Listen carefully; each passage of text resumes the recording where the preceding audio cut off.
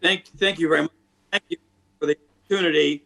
Let me first congratulate Mrs. Rajovic on her remarks, but more than that, on her incredible courage of remaining steadfast in the face of what was an attack upon potentially all of us, but in particular on her and her own life. I also want to praise the police work of the governments of Germany and Belgium and France and their judicial systems. It was, in the first instance, an incredibly impressive piece of intelligence and police work, but also the steadfastness of those governments in proceeding with this case in the face of what must be enormous international diplomatic pressure is impressive, and it should be noted by all of us. I do, however, having complimented each of these governments, would like to point out an extraordinary irony, perhaps to the annoyance of some of our guests and viewers.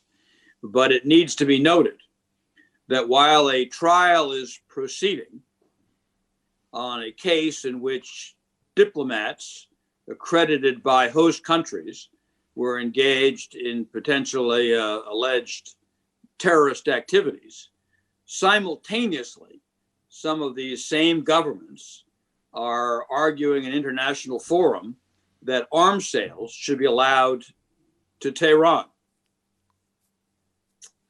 And diplomats show up for work every day all across Europe, representing the same government that used the same diplomatic channels, in some cases, the same embassies, for a terrorist attack on European citizens.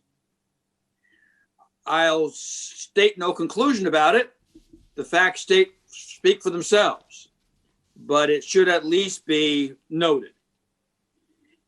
I think we also all recognize, particularly those of us who have spent our lives in the law, that while all defendants are equal, all crimes are not. There is the crime against the individual, here an attempt that would have killed potentially hundreds of people. And then there are crimes against the society itself, its structure, the foundations, its principles by which it governs itself. That is this case.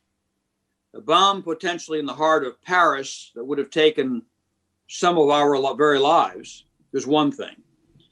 But the choice of Paris, which to many of us is the symbol of liberty itself, in the nation perhaps most identified with the creation of republican forms of government, was not by chance.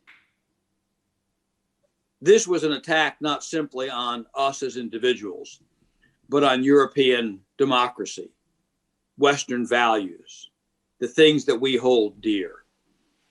And if, in fact, the response of the various European nations is simply to jail these individuals, well, that will serve justice, but it hardly rises to the challenge, hardly deals with the reality that it was an attack not on us, but on all European countries and your liberties.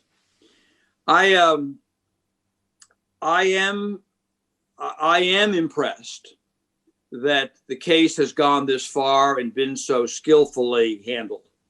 But in fact, it is yet to be determined whether we fully meet the challenge.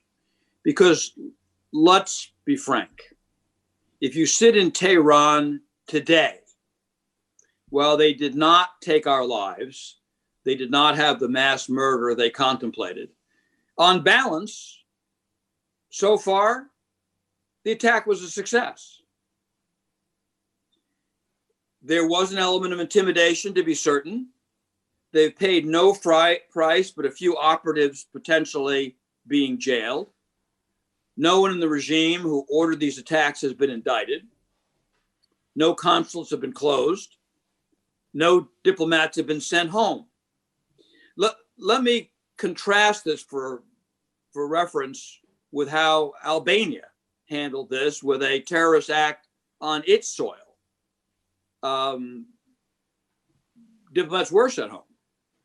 And while relations have continued, they clearly are different. Albania took note of what was going to happen on its soil.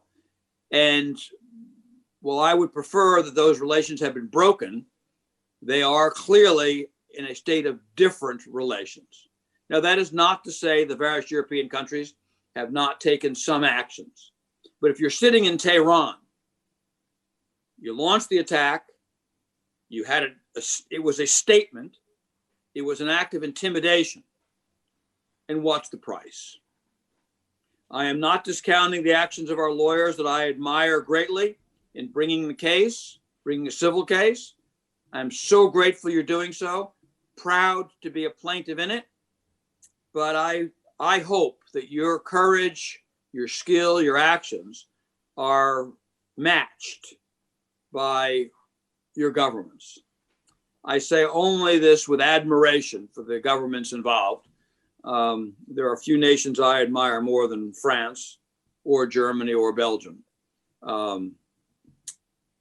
But the burden is now on all of us to, if we genuinely are going to send a message to Tehran, genuinely assure that no one else would be victim to this kind of state-sponsored terrorism.